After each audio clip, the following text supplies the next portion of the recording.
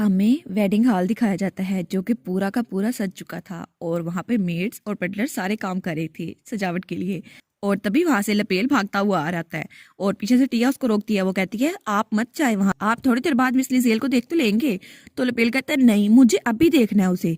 तो वो कहती है अगर आप थोड़ी देर इंतजार कर ले तो वेडिंग हॉल में आप उन्हें देख लेंगे। तो लपेल कहता है नहीं, मुझे लिजेल से अभी मिलना है, मैं कितने दिनों से नहीं मिला उससे। और तब वो दरवाजा खोलता है और कहता है लिजेल देखो मैं आ गया लिजेल। और तब लिजेल वो गहरी सांस लेती है और फिर हमें लिजेल दिखाई जाती है जो कि वेडिंग ड्रेस में बहुत ज्यादा प्यारी लग रही थी। और उसको देखकर तो हमारा लपेल भी मेस्मराइज हो जाता है। वो कहता है लिजेल वाओ तुम तो आसमान से उतरी हुई परी लग रही हो। तो वो उसको गले लगा लेती है। तो टिया कहती है ऐसे मत करे, उनके कपड़ों पे रिंकल्स आ जाएंगे। तो लिजेल कहती है कोई बात नहीं, मुझे बहुत ज्यादा खुशी हुई कि लपेल मुझसे मिलने आया। तो टिया कहती है ओ माफ कीजिएगा, वो चाहता था कि वो आपसे मिले, हालांकि मैंने रोका भी था, लेकिन वो आपसे बहुत देर से मिलना चाहता था। तो लिजेल कहती है कोई बात नहीं, मैं भी उससे मिलना चाहती थी और वो तो बिल्कुल बनी बन चुका था उसके साथ मिलकर। और उसके बाद लिजेल कहती है लपेल तुम कैसे थे, क्या तुम ठीक थे? तो लपेल कहता है हाँ हाँ मैं बिल्कुल ठीक था, अब तो मैंने झूले पे राइड करना भी सीख लिया है और अब तो मैं बहुत ऊंचे झूले भी ले सकता हूँ। और आपको पता है अब तो मैं गाजरे भी खा लेता हूँ और शेफ मेरी तारीफ करते हैं कि मैं गाजरे नहीं छोड़ता। और आपको पता है मैं कितना बड़ा हो गया हूँ। तो लिजेल कहती है वाह ये तो मेरा लपेल है, बहुत जरा अच्छा बच्चा। तो वो कहता है हाँ हाँ देखो सही मैं कितना अच्छा बच्चा हूँ, वो कितना क्यूट लग रहा था ये करते हुए। और उसकी मोम कहती है हाँ हाँ हमारा लपेल तो है ही बड़ा प्यारा। और उसके बाद बाहर से आवाज आती है मिस लिजेल अगर आप तैयार हो गई हैं तो आप वेडिंग हॉल में आ जाएं। तो सब लोग वहां पर देखते हैं। तो फिर टिया कहती है ठीक है अब हम लोग चलते हैं। और लपेल भी उसको बाय कहता है हम वेडिंग हॉल में मिलते हैं। तो लिजेल कहती है ओ थैंक यू लपेल। और उसके बाद लिजेल की मॉम उसको फ्लावर्स देती हैं। तो लिजेल उस तरफ देखती है तो उसकी मॉम कहती है तुम्हें फिक्र करने की जरूरत नहीं है, हम लोग सब वहीं पर होंगे, तो तुम्हें स्ट्रेस लेने की जरूरत नहीं है। वैसे भी सब लड़कियों को स्ट्रेस होता है लेकिन हम लोग वहीं होंगे, इसलिए रिलैक्स हो जाओ। तो ये कहकर उसकी मोम वहां जाने लगती है। और उसके जाने के बाद लिजेल कहती है थैंक यू मॉम। और जब दरवाजा बंद होता है तो लिजेल उस तरफ देखती है और फिर धड़ाम से वहां बैठ जाती है। वो कहती है ओ नो, मैंने कितनी कोशिश की थी कि मैं स्ट्रेस में ना हूँ, लेकिन फिर भी मॉम ने ये फील कर ही लिया। और फिर वो अपने चेहरे को छूती है और कहती है आखिर मुझे इतना स्ट्रेस हो क्यों रहा है? क्या मुझे इस बात का डर है कि ये एक फेक वेडिंग है? लेकिन शायद मुझे इस बात का डर है कि मैं झूठी शादी कर रही हूँ, वो भी होली टेम्पल में। और वो सोचती है नहीं नहीं ये इस वजह से नहीं हो सकता। और तब उसे कल की ड्यू की बात याद आती है जो कहता है मुझे हमारी शादी के दिन का इंतजार रहेगा। और वो सोचती है क्या सच में ये फेक वेडिंग है? लेकिन मेरा दिमाग इतना फोगी क्यों हो रहा है? और वो सोचती है नहीं नहीं मुझे रिलैक्स होना होगा, वैसे भी ये फेक वेडिंग है तो मुझे रिलैक्स होना होगा। और फिर कहती है ठीक है मैं ये करके ही रहूंगी, बस मुझे रिलैक्स रहना है और इस सब को खत्म करना है और फिर मैं ड्यूक से खुद बात कर लूंगी। और दूसरी तरफ हमें ड्यूक दिखाया जाता है जिसका तो चेहरा ही पूरा का पूरा सख्त हुआ हुआ था। तो रोहन कहता है सर ड्यूक अपना चेहरा तो रिलैक्स कर ले, ऐसा लगता है वेस्टर्न हाथी है। तो वो कहता है क्या हो गया मेरे चेहरे को? और फिर वो थोड़ा रिलैक्स होता है। तो रोहन कहता है आप तो ऐसे टेंस हो रहे हैं जैसे मिस लिजेल आपको छोड़ के भाग जाएंगी। तो ड्यूक वहां पे चौंक जाता है। वो कहता है क्या? तो रोहन कहता है आप फिक्र मत करें, मिस लिजेल ऐसी नहीं है, वैसे भी जहां तक मुझे पता है मिस लिजेल तो अपना वेडिंग ड्रेस भी पहन चुकी हैं, इसलिए आपको फिक्र करने की जरूरत नहीं है। तो ड्यूक उसकी तरफ देखकर पूछता है सच में, क्या सच में ऐसा ही है?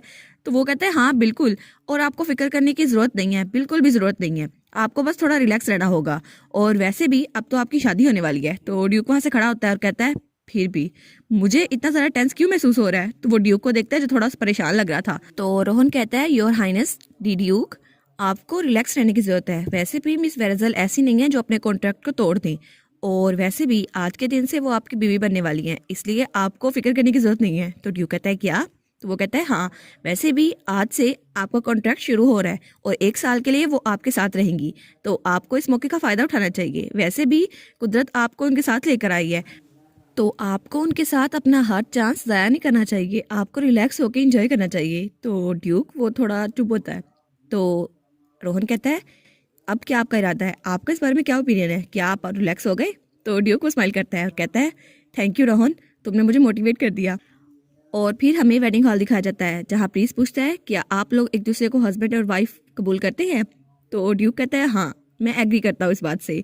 और वो कहता है सच में मेरी शादी होने वाली है। तो पीछे से रोहन कहता है वाओ ये तो रिलैक्स हो गई, ये तो बड़ी अच्छी बात है। और वो लिजेल को देखता है और वो कहता है लेकिन माई लेडी वो तो थोड़ी टेंस लग रही हैं, आखिर इनको क्या हुआ और वो देख कहाँ पर रही हैं? तो लिजेल ऊपर की तरफ देख रही थी और वो ऊपर की तरफ देख के सोचती है सच में, क्या सच में मेरी शादी हो रही है? ये कितना जरा रेयर लग रहा है। तभी ड्यूक उसको बुलाता है और कहता है वेरेजल, तो वो चौंक जाती है। तो वो कहती है क्या हुआ? तो वो कहता है आप जवाब नहीं देंगी? तो वो उसकी तरफ देखती है और पीछे से लपेल भी कहता है लिजेल जवाब दो ना, और ड्यूक भी उसको देख रहा होता है। और ये वही सीन था जो हमने एपिसोड 1 में देखा था। और पीछे से उसके मॉम और डैड और बटलर भी उसको बड़े प्यार से देख रहे थे, और रोहन और टिया वो भी उसको बड़े प्यार से देख रहे थे। वो सबकी तरफ देखती है और फिर वो थोड़ी सांस लेती है और कहती है हाँ मैं भी इस बात पे एग्री करती हूँ। और फिर वो ड्यूक की तरफ देख रही है और ड्यूक वो भी बड़े प्यार से उसकी तरफ देख रहा था। तो लिजेल वो अपनी नजरें हटा लेती है और फिर प्रीस्ट कहता है ठीक है अब आप लोग रिंग्स एक्सचेंज करें और अब आप लोग की शादी हो चुकी है। और फिर हमें रात का सीन दिखाया जाता है और इसके बाद ड्यूक का ऑफिस, वहाँ पर बहुत ज़्यादा फाइल्स पड़ी हुई थी। तो ड्यूक कहता है वो वाली फाइल कहाँ है जो ट्रेड कंपनी के साथ हमने की थी, और उसके बाद ये माइन वाली फाइल वो कहाँ गई? तो रोहन उसको चुप करके देख रहा होता है। तो वो कहता है ड्यूक आप जहाँ पर कर क्या रही हैं? तो ड्यूक कहता है क्या मतलब क्या कर रहा हूँ? वेडिंग के बाद इतना काम पड़ा था मैं वो कर रहा हूँ। तो वो कहता है आपका दिमाग तो नहीं खराब हो गया? आज आपकी शादी हुई है और आप ऑफिस में आके बैठ के काम करने लग गए हैं। तो ड्यूक वो तो डर जाता है। तो फिर वो एक बुक उसके सामने करता है और कहता है ये बुक इसको पढ़े। वो कहता है हैं ये बुक क्या है? तो वो कहता है ये एक नावल स्टोरी है और आज आपके लिए मैंने ये बुक स्पेशली ढूंढी है। और उस बुक का टाइटल था आखिर लेडी अपने सर्वेंट को इतना फेवर क्यों करती है। तो वो कहता है इस बुक को पढ़े और आपको पता चल जाएगा लेडी को चार्म कैसे करना है, और इस तरह से लेडी आपके प्यार में पागल हो जाएगी। तो ड्यूक कहता है क्या ऐसा भी हो सकता है? और शायद ये इसी बुक की वजह से था जो फर्स्ट एपिसोड में वो ऐसी हरकतें कर रहा था, और लिजेल बेचारी वो तो बिल्कुल घबरा गई थी। और इसी के साथ ये वाला पार्ट यहाँ पर ख़त्म। तो आप लोग बताइएगा आपको ये पार्ट कैसा लगा। प्लीज़ लाइक करिएगा, कमेंट करिएगा और शेयर करिएगा। और जो न्यू व्यूवर्स हैं काइंडली वो चैनल को सब्सक्राइब कर दें। और पिछली वीडियोस का लिंक आपकी स्क्रीन पर नज़र आ रहा होगा तो काइंडली उनको भी चेकआउट कर लें। Thank you so much.